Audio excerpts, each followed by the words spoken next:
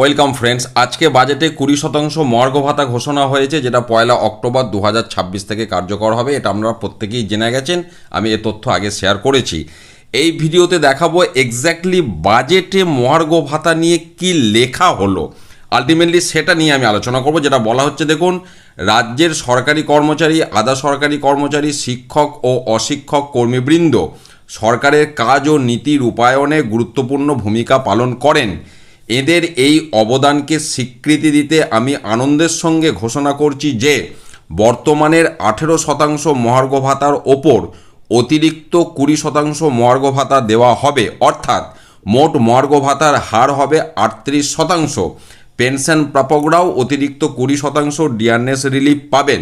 এই মহার্ঘ ভাতা বা ডিয়ারনেস রিলিফ বৃদ্ধি 1 অক্টোবর 2026 থেকে কার্যকরী হবে। অর্থাৎ যেটা আমরা দেখতে পাচ্ছি বাজেট স্পিচে যেটা লেখা হয়েছে, সকলের জন্য এই মহার্ঘ ভাতা এবং মহার্ঘ ত্রাণ এটা ঘোষণা করা হয়েছে। অর্থাৎ অতিরিক্ত যে 20% মহার্ঘ ভাতা ঘোষণা করা হলো, সেটা বর্তমান যে 18% মহার্ঘ ভাতা তার সাথে মিশে 38% হবে। কিন্তু সেটা হবে আগামী 1 অক্টোবর 2026 থেকে।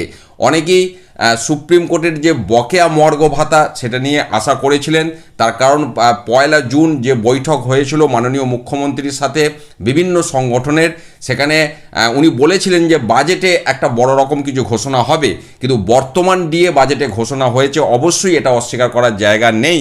কিন্তু বকেয়া যে মহার্ঘ ভাতা সেটা নিয়ে কিন্তু এই বাজেটে আমরা কিছু দেখতে পেলাম না। পাশাপাশি বেতন কমিশন নিয়েও কিন্তু আমরা এই বাজেটে কোনো ঘোষণা দেখতে পাইনি।